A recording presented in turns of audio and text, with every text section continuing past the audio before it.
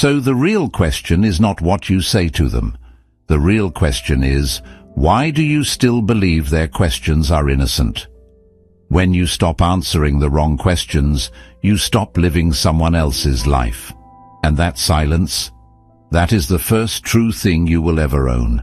Not loud, not angry, just yours.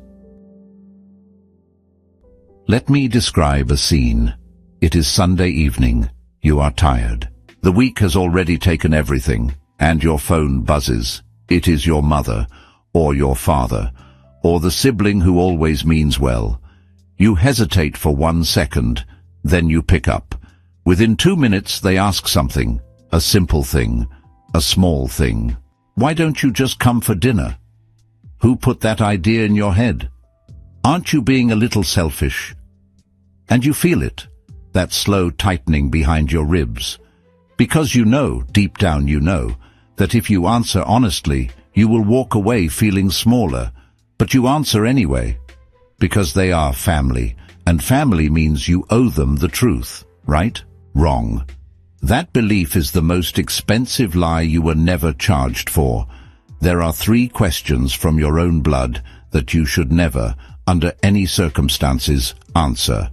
Not because you are hiding something, not because you are cold, but because answering them rewires your brain to accept control as love. And by the end of this quiet conversation, you will see those questions coming before they even finish speaking. You will feel the trap door under your feet before it opens. Let us walk through them slowly, one by one. No rush. The question arrives wrapped in kindness. Why don't you just take that job? It's closer to home. Why don't you just forgive him? Life is too short. Why don't you just move back here? We miss you.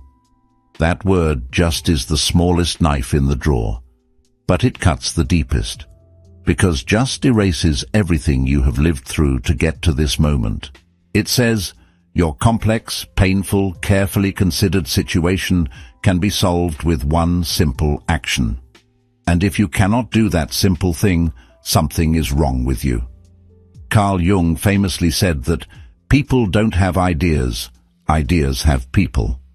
When a family member uses this phrase, they aren't engaging with your logic. They are asking you to abandon your complexity so they can feel comfortable. Your real reasons, the fear, the trauma, the quiet hopes, are too noisy for them. They want the just version of you.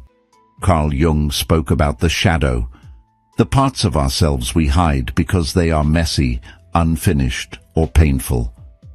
When a family member says, "Why don't you just," they are not asking for your truth. They are asking you to bury your shadow so they do not have to see it. Your real reasons, fear, history, trauma, hope, exhaustion, are too heavy for a dinner table conversation. So they offer a just, and just is always an insult dressed as advice. Research in cognitive psychology calls this solution aversion. When people feel threatened by your complexity, they offer simple solutions not to help you, but to soothe themselves. Your mother does not actually want to solve your job problem. She wants to stop feeling anxious about your life. So she says just, and you feel crazy for not being able to do the just thing. Let me give you a real situation. You are 32 years old. You left a toxic marriage 2 years ago. You are still rebuilding your credit, your trust, your sense of self. Your father calls and says, "Why don't you just start dating again? You cannot be alone forever." Your chest tightens. Your mind races with explanations. "You do not understand what he did to me. I am still in therapy. I am not ready. I am scared." Do not say any of that. Not because it is not true, but because the moment you explain, you are now a child defending your life to a parent who has never lived one day in your shoes. He will counter every reason. Therapy is too slow. Fear is normal. You are being too sensitive, and you will hang up feeling like a broken machine. Instead, here is what you do. You pause 3 full seconds. Then you say softly, "That is one way to see it," or "I hear you," or simply, "I will think about that." That is it. No defense, no explanation. You let his just land on the floor and stay there. He might push. "No, really, why not?" You repeat, "I hear you." You become a gentle wall, not angry, not cold, just unmovable. Here is what most people never realize. Every time you answer a "why don't you just," you train your family that your boundaries are open for negotiation. You teach them that your life is a group project. And they will keep asking, not because they are evil, but because it works. You have made it work. Friedrich Nietzsche wrote, "You have your way, I have my way. As for the right way, it does not exist."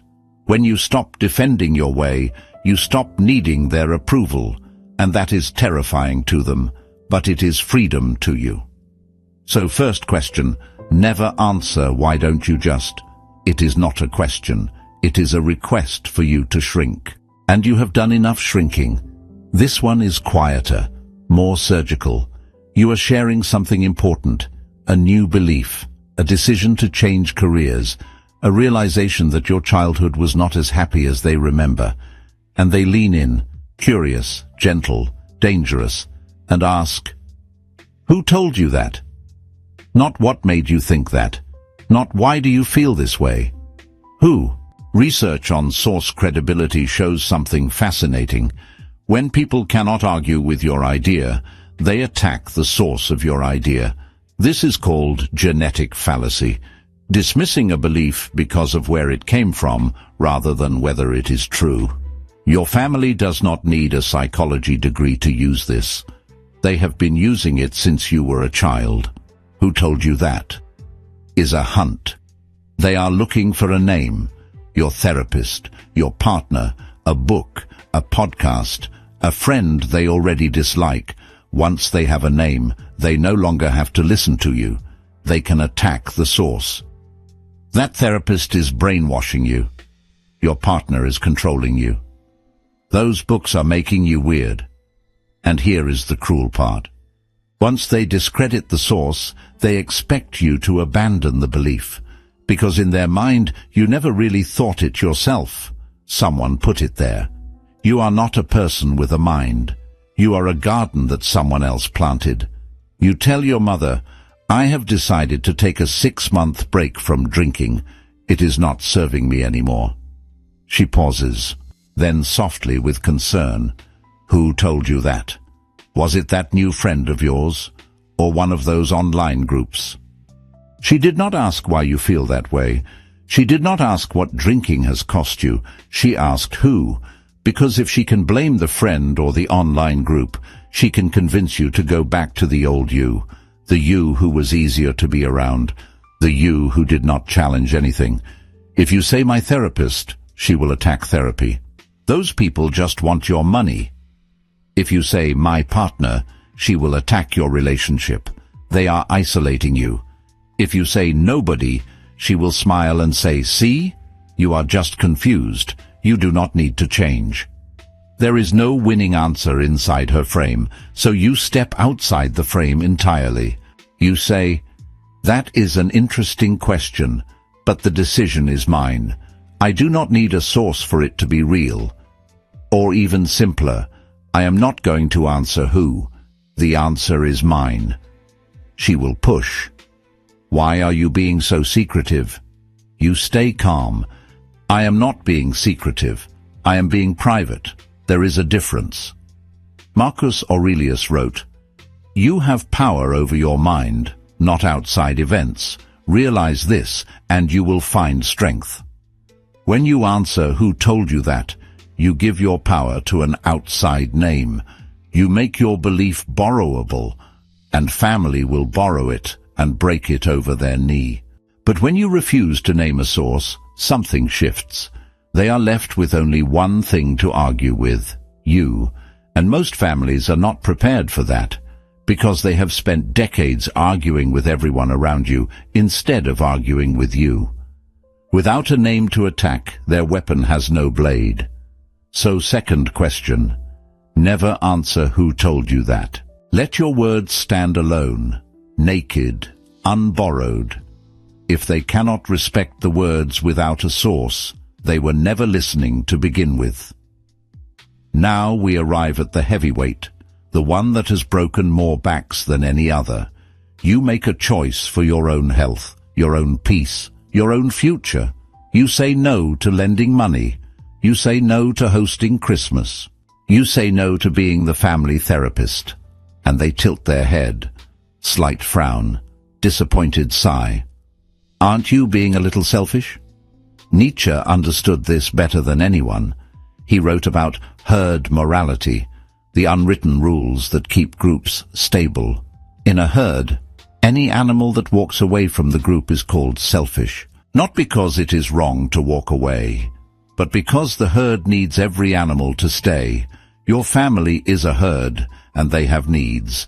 Your time, your money, your emotional labor, your silence. When you choose yourself, you break the herd contract. And they do not see courage, they see theft. You are stealing what they believed was theirs.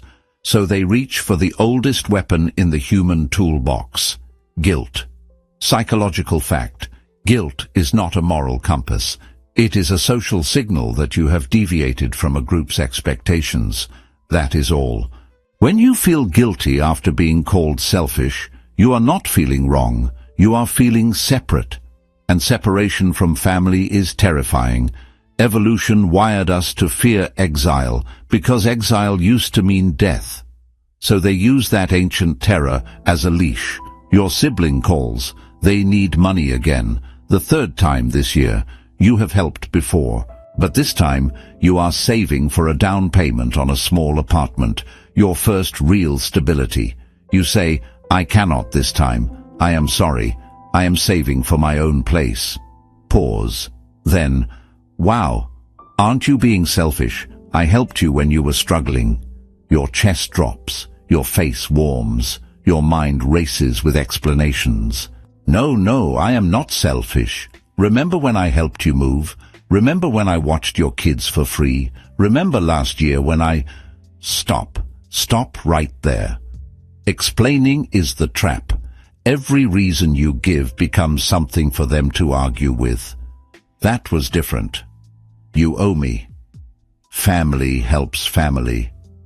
You will spend 20 minutes defending yourself and hang up feeling like you committed a crime by wanting a home. Instead, here is what you do. You say nothing for 5 full seconds. Let the word selfish sit in the air between you like a dead bird. Then you say quietly, maybe. But I am learning to be okay with that. Or even shorter, that is a heavy word. I do not use it lightly. Or the nuclear option, okay, just okay. Not defensive, not aggressive, just okay. They will be confused. They expected a fight. They expected tears. They expected you to crumble and say, fine, here is the money. Instead, you said, okay. And now they have nowhere to go. Here is the truth your family will never speak out loud. They are not asking if you are selfish. They are asking if you will still be useful. Those are 2 completely different questions. One is about your soul. The other is about your function in their life. When you were a child, you had no choice. You had to be useful to survive. But you are not a child anymore. And survival looks different now. Survival means a home, peace, sleep, boundaries that do not crumble when someone frowns. Marcus Aurelius said, the happiness of your life depends upon the quality of your thoughts. And one of those thoughts must be, it is not selfish to want a life that does not hurt. So third question, never answer, aren't you being selfish? The only reply is a calm mirror or silence. Silence is also a reply, a powerful one. You have felt it before. The family dinner where you smile too much. The phone call where you say, I am fine when you are not fine. The holiday gathering where you drink too much just to survive the questions. And someone asks one of these 3, and you answer. And hours later, alone, you lie in bed feeling hollow. Not because you lied, but because you gave away something that was never theirs to take. Here is what this video did not tell you at the start. The real reason these questions work is not because your family is cruel. Most of them are not. They are just scared. Scared of your change. Scared of your independence. Scared that if you really become yourself, there will be no room for the old roles they need you to play. But the real reason you keep answering is because you were trained. Trained to believe that answering equals respect, that silence equals coldness, that boundaries equal rejection. You were never taught that silence can be a form of deep respect, respect for your own mind, for your own slow, unfinished, complicated becoming. You do not need to fight. You do not need to convince. You do not need to make them understand. You just need to stop answering the wrong questions. And when you do, something strange and beautiful happens. They will call you difficult, cold, different, changed. And then, after a while, weeks or months, or maybe a year, they will stop asking those questions, not because you won an argument, but because you stopped playing a game you never agreed to join. So the real question is not what you say to them. The real question is, why do you still believe their questions are innocent? When you stop answering the wrong questions, you stop living someone else's life. And that silence, that is the first true thing you will ever own. Not loud, not angry, just yours. You are still here. That means one of these three questions has followed you home before. Maybe last week, maybe yesterday, maybe an hour ago. And you are tired. Tired of explaining yourself to people who never asked to understand, only to win. Tired of feeling crazy for wanting something as simple as peace. If this quiet shift made something in your chest unlock, if you felt a small yes somewhere behind your ribs, then do not subscribe for more facts. Subscribe because the next video is called The One Sentence That Ends All Guilt Trips.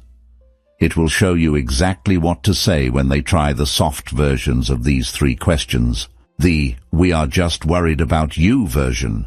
The "you have changed" version. The "after everything we have done for you" version. The most dangerous ones of all. The ones that sound like love, but feel like chains. Click the screen. Not because you need more advice. You have had enough advice. Click because you are finally ready to stop explaining your life to people who have no intention of living it for you. That is all. Go rest now. You have earned it.